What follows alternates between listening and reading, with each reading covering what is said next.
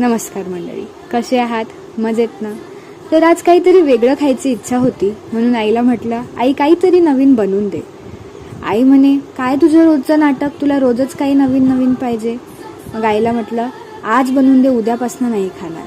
तर आई म्हणे, ठीक आहे, उद्यापासून जर पोळी भाजी नाही खाल्ली तर तुला चांगलाच फटका मिळेल. म्हटलं आई ठीक आहे, पण आज तर काही बनव. तर आईनी आज सुद्धा एक खूप सुंदरशी एक रेसिपी बनवली, ज्याचं की नाव होतं कटोरी चाट. काहीतरी वेगळंच होतं. मस्त मैद्याची कटोरी बनवली आणि त्याच्यात सगळं भेळचं मिश्रण टाकलं. म्हणजे आपण पाणीपुरीच्या ठेल्यावर जातो तर तिथे भेळ, पाणीपुरी, दहीपुरी असंच मिळतं, पण हे कटोरी चाट काहीतरी नवीनच मिळालं मला.